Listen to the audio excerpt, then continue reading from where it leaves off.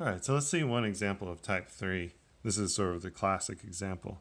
We're going to take the integral from negative infinity to infinity. So we have infinite bounds on both sides of the function y equals 1 over x squared plus 1.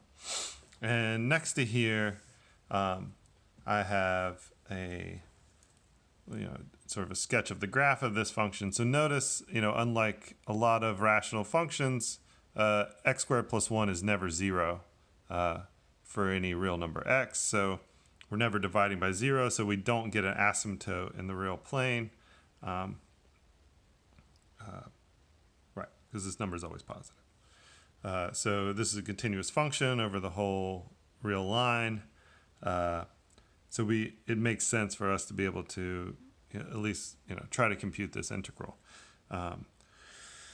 And anything else? Yeah, so think about what sort of area we're looking for. We're looking for this area between the x-axis and this curve, right?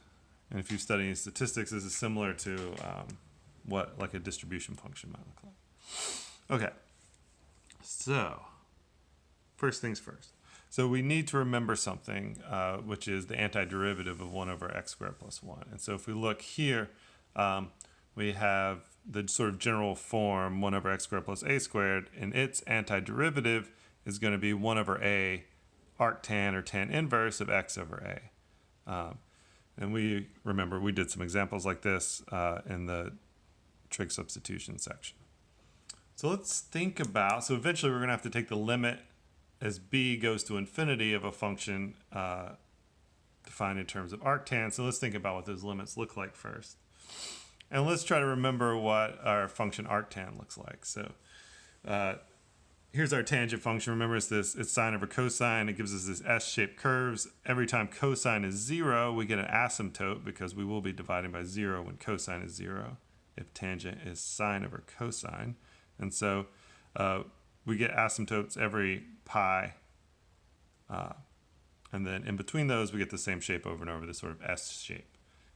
And when we talk about arctan, we want it to be a function.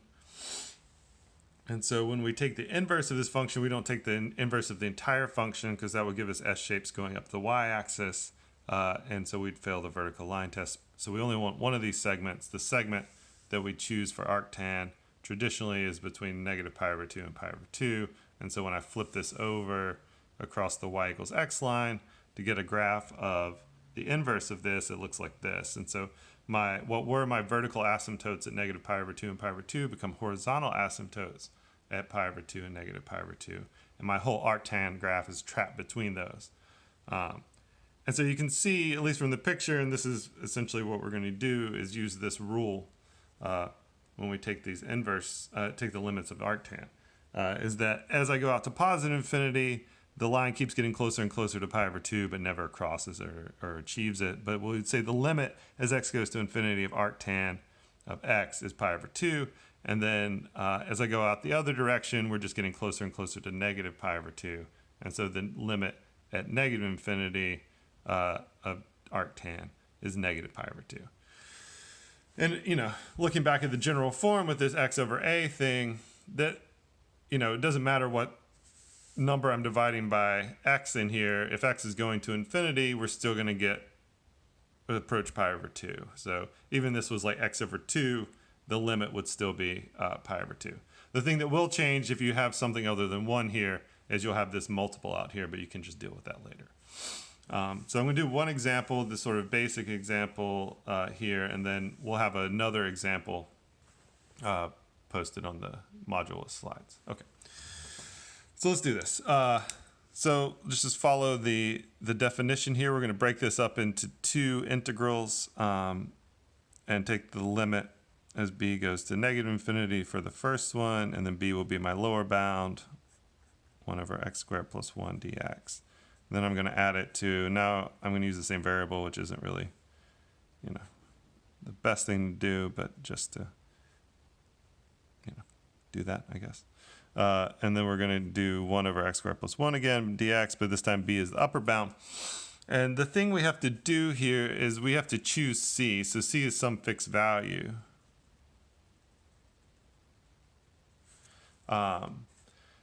that represents where we're breaking this up at. And we can choose anything we want. We'll still get the same answer. But in this case, the easiest thing to do is choose 0. And so let's do that. And so I'm going to choose my C, my breaking point here, to be 0. Okay, so let's take this integral in each case. So we're going to take the limit as b goes to negative infinity. My integral in this case is just the straightforward tan inverse of x, because I don't have any a, or a is equal to 1 in this case. So I don't have anything contributing to this fraction over here.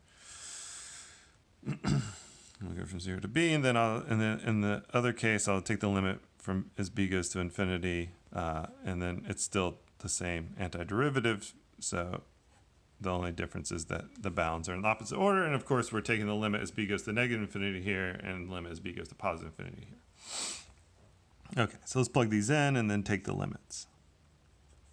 So in the first case, I get tan inverse of 0 minus tan inverse of b, and then in the second case, I get tan inverse of b minus tan inverse of 0. Okay, so tan inverse of 0 is a constant. We just need to figure out what that value is. If we go back over to our picture, that's probably the easiest way to identify this. So tan inverse of 0, since the original function goes through the point 0, 0, its inverse also goes through the point 0, 0.